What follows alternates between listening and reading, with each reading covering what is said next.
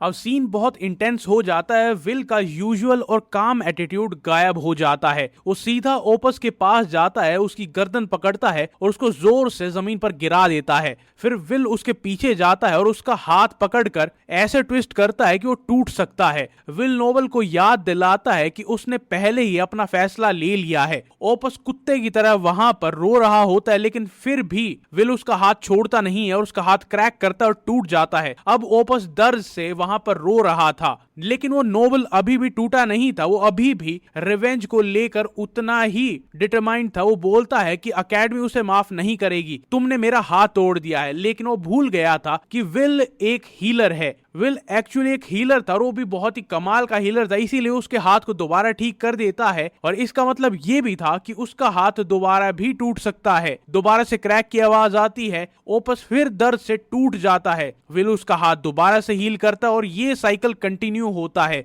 Nobel फिर से plead करता है, लेकिन उसका हाथ दोबारा टूटता है। विल प्लेफुली बोलता है कि वो अपने फैसले पर स्ट्रांगली टिका हुआ है। उसकी सिस्टर को थ्रेटन करने का जो उसका फैसला था, जो लाइन उसने क्रॉस की थी, वो उसे कभी नहीं करनी चाहिए थी। क्रैक क्रैक क्रैक, दोबारा यही आवाज आ रही थी। विल बार बार उसका हाथ तोड़ता था, हील करता था, और ये उसने तब तक किया जब तक कि उस ओपस की स्पिरिट बिल्कुल टूट नहीं गई थी। अब ओपस समझ जाता है कि ये लड़का कोई नॉर्मल हीलर नहीं है, ये तो उसके लिए एक डीमन से कम नहीं था। जैसे इंस्ट्रक्टर को एक रियलिटी चेक मिला था, वैसे ही इस नोबल को भी क्लियरली समझ में आ गया था कि वो विल के साथ दोबारा से पंगा नहीं ले सकता। उस रात विल नोबल को वापस ऐसे भेजता है, बिल्कुल राजा बेटा की तरह, जैसे उसके साथ कभी कुछ हुआ ही नहीं था। बल्कि सोने से पहले उसे बहुत ही मजा आ रहा था और रिग्रेट तो बिल्कुल नहीं हो रहा था। अगला दिन आता है और टूर्नामेंट स्टार्ट हो जाता है। अरीना में लोग इस मैच का वेट बड़े इंटरेस्ट से कर रहे थे, क्योंकि ये उन 4 स्टूडेंट्स के बीच मैच है जिन्होंने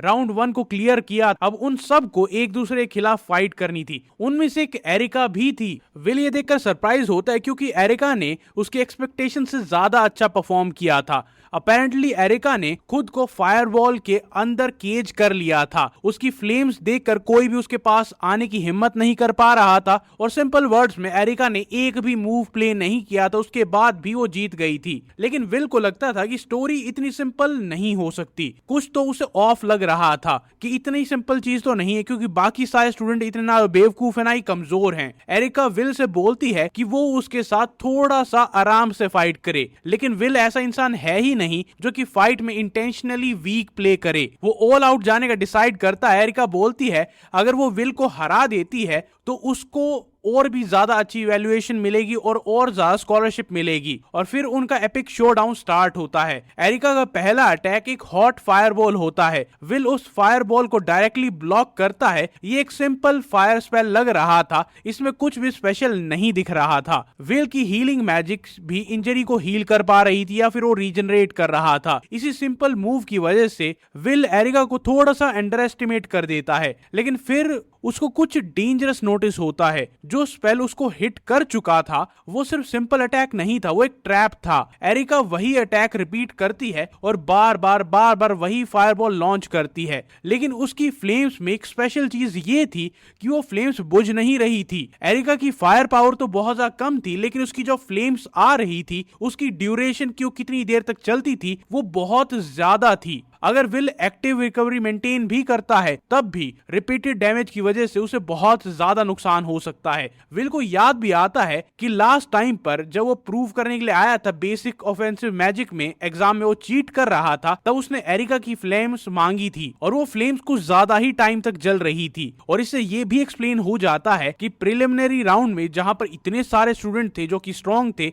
वो एरिका को क्यों नहीं हरा पाए थे, क्योंकि एरिका की फ्लेम्स बुझ ही नहीं रही थी। तो कोई इतना रिस्क ले ही नहीं रहा था कि वो उसके पास आए। एरिका की फ्लेम्स उसकी जिद्दीपने को दिखाता था। उसकी सडन स्किल एक्सपोजर क्राउड का अटेंशन ग्रैब कर लेती है और ऑनेस्टली क्राउड उसको चीयर करने लग जाता है। एक रीजन ये भी होता है क्योंकि वो विल को हारते हुए देखना चाहते हैं। एरिका के अंदर थोड़ा सा एरोगेंस आ जाता है। उसको रियलाइज होता है कि वो प्रिलिमिनरी से आगे आ चुकी है और अब वो विल जैसे पावरफुल स्टूडेंट को भी एलिमिनेट कर सकती है। विल अपना काउंटर अटैक सोच ही रहा था, फिर वो कैजुअली अपनी हीलिंग आउटपुट को डबल कर देता है और फ्लेम्स को को कंट्रोल कर लेता है, एरिका फिर वही मूव रिपीट करती है, लेकिन इस बार विल पूरी तरीके से तैयार था। विल को पता था कि एरिका की फ्लेम्स बुझेंगी नहीं, इसीलिए वो इंटेंशनली उस फ्लेम को पकड़ लेता है और पर्सनल ऑफेंस को बूस्ट करता है। ये विल का एक जीनियस बैटल आईक्यू था। अब हीलर के पास फायर फिस्ट थे जो उसके ऑफेंसिव स्ट्राइक्स में हेल्प करेंगे। एरिका ऑलमोस्ट ब्लो अवे हो जाती है कि आखिरकार ये हो क्या रहा है, लेकिन तभी वो सडनली अपना हाथ ऊपर कर देती है और मैच फॉरफिट कर देती है। लकीली एरिका को कोई सीरियस इंजरी नहीं हुई थी। अनाउंसर वहां पर विल को मैच का विनर डिक्लेयर करता है और अनफॉर्चुनेटली इस मैच से पहले जितने भी लोग एरिका के लिए चीयर कर रहे थे, उसके लिए चिल्ला रहे थे, अब वो उसके ही अगेंस्ट हो जाते हैं। लोग उसको ऑफेंसिव मेज के नाम पर एक फ्रॉड, एक धब्बा बोलने लग जाते हैं और पुअर एरिका जो कि पूरी जिंदगी सिर्फ एक सपोर्ट के रोल में रही थी और अब वो एक्सपेक्टेशन के प्रेशर के नीचे टूट गई थी, लेकिन उसका बहुत ही अच्छा दोस्त विल उसके पास आता है, उसे उठने में हेल्प करता है और तो उसके जो वुंड्स होते हैं उसे भी हील कर देता है और एरिका के दिल में उसके लिए अफेक्शन और भी ज्यादा बढ़ जाती है। ये स्वीट लिटिल रोमांस वाला मोमेंट चल ही रहा होता है, तभी प्रोफेसर बोर्ड वहां पर आता है और बोलता है कि अब यहां से एंड ऑफ लाइन है। प्रोफेसर बोर्ड स्टेज पर आता है और हीलर की तरफ फिंगर करता है और कहता है कि तुम किसी लायक नहीं हो, तुम दोनों में से कोई भी, स्पेशली तुम हीलर, ऑफेंसिव मेज एकेडमी में आने के लायक ही नहीं थे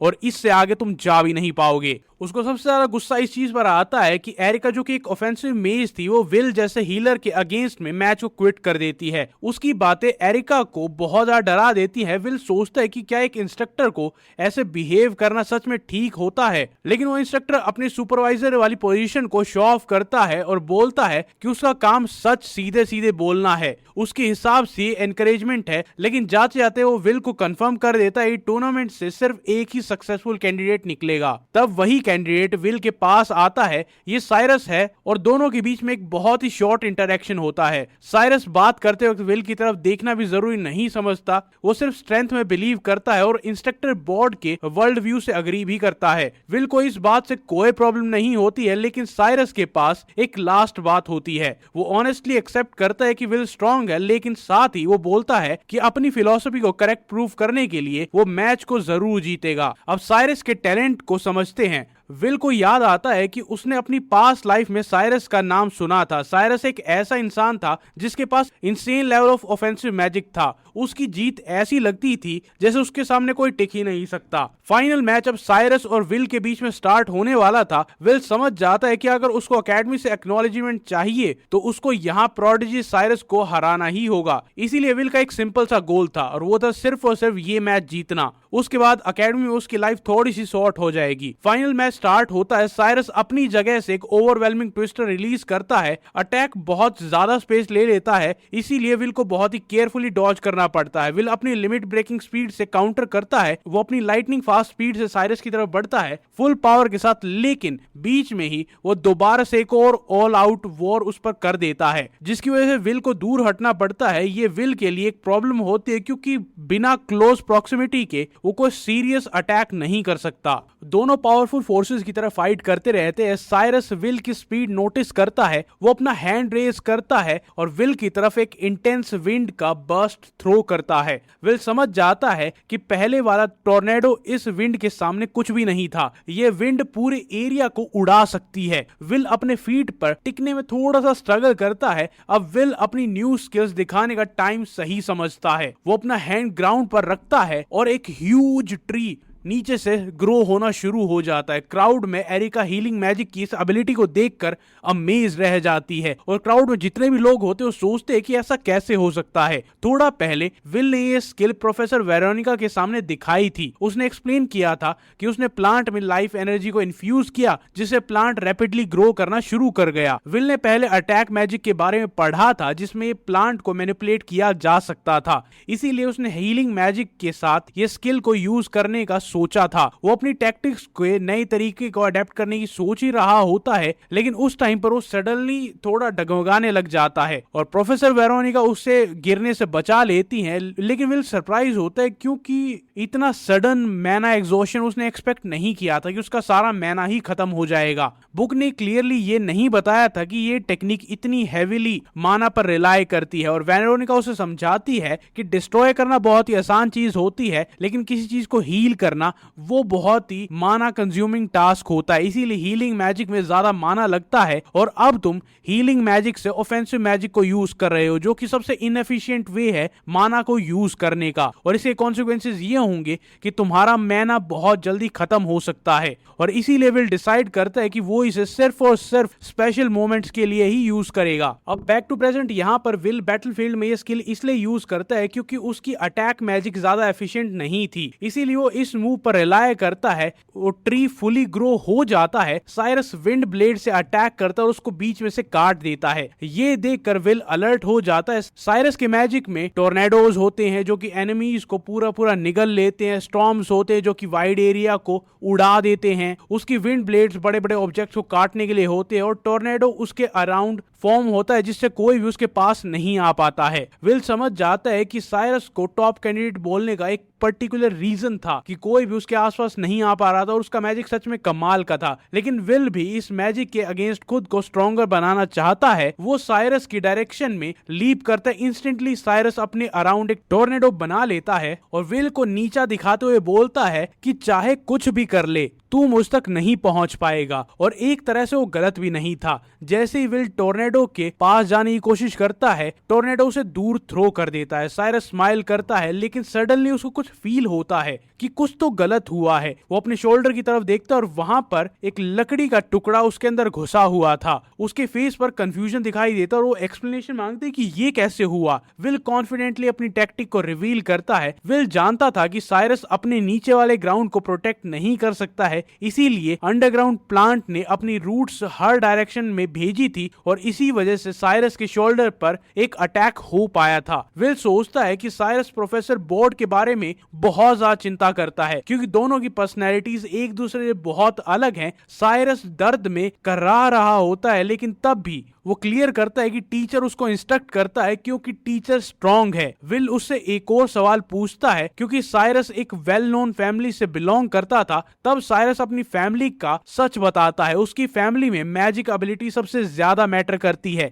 जो सबसे स्ट्रॉन्ग होता है वही फैमिली हेड बनता है। जेंडर, एज, ये सारी चीजें फैक्टर इन नहीं होती हैं और इसी सिस्टम की वजह से फैमिली के अंदर भी दुश्मन बन गए हैं। सब पावर के लिए फाइट करते हैं और साइरस के अपने फादर भी उसे मैजिक सिखाने से मना कर देते हैं। तो साइरस के पास कोई ऑप्शन नहीं है, इसीलिए वो टीचर के ओपिनियन के बारे में इतना ज्यादा सोचता है और इसीलिए उसके लिए बहुत जरूरी है कि वो विल को हरा दे, क्योंकि टीचर ये एक ऐसा जरिया है जिससे वो असली स्ट्रेंथ, असली मैजिक पावर तक पहुंच सकता है। फिर साइरस एक बार फिर से अपनी सारी मैजिक एनर्जी इकट्ठी करता है। ये देखकर पूरा क्राउड शॉक हो जाता है और तो और हमारा हीरो भी शॉक में रह जाता है। उस मैजिक पावर से एक बड़ा ड्रैगन बन जाता है। साइरस बोलता है कि अब ये फाइट यहीं खत्म होगी। ड्रैगन सीधा हमारे हीरो की तरफ एम करता है। विल समझ जाता है कि ये कोई बच्चों का गेम नहीं है। कुछ टाइम पहले विल सोचता था जिन मेजेस के पास अटैक मैजिक होता है उनके लिए सब इजी होता होगा, इसी वजह से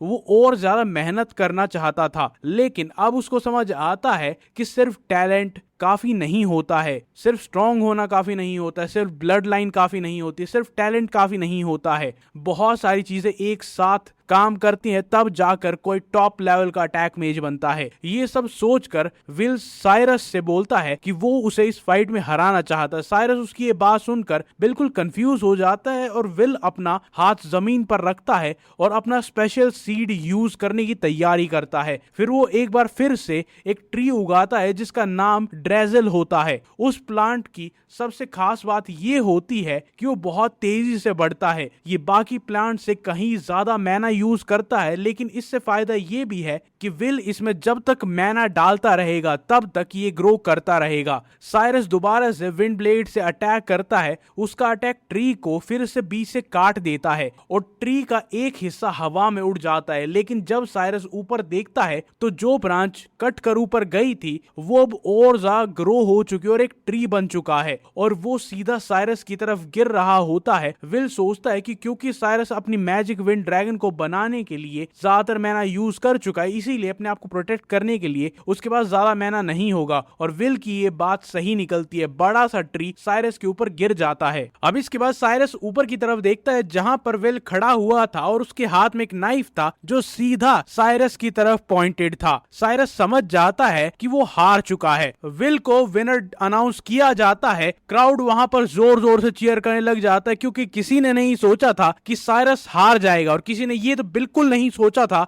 कि एक हीलर जो पहली बार इस अकेडमी की हिस्ट्री में यहां पर आया था वो सबसे इंपॉर्टेंट कंपटीशन जीत जाएगा। और सब लोग बात करने लग जाते हैं कि विल के पास कितनी कमाल की पावर है। फिर विल साइरस की हेल्प करने के लिए अपना हाथ आगे बढ़ाता है। वो साइरस की स्ट्रेंथ की तारीफ करता है कि तुम बहुत स्ट्रांग हो, लेकिन साइरस की आवाज से लगता है कि वो अंदर से टूट गया है। विल उसको समझाता है और बोलता है कि मैच सच में बहुत अच्छा था, लेकिन तभी वहां पर प्रोफेसर बोर्ड आता है और वो कहता है कि तुम एक डिसअपॉइंटमेंट हो। अपनी स्ट्रेंथ से वो साइरस के ऊपर गिरा हुआ पेड़ हटा देते हैं। फिर वो साइरस को कमर से पकड़ते हैं और उठा लेते हैं। बोर्ड उसको वहां से ले जाने लगता है। वो बहुत गुस्से में होता है क्योंकि साइरस उसकी नजर में एक फेलियर था। वो बोलता है कि साइरस की ट्रेनिंग अब फिर से बिल्कुल स्टार्ट से शुरू होगी। और ये सुनकर पूरा क्राउड बिल्कुल चुप हो जाता है क्योंकि ये बात बहुत ज्यादा स्केरी लगती है। बोर्ड क्राउड की तरफ मुड़ता है और चिल्लाता है, ये बात सिर्फ साइरस के लिए नहीं है, सबके लिए है।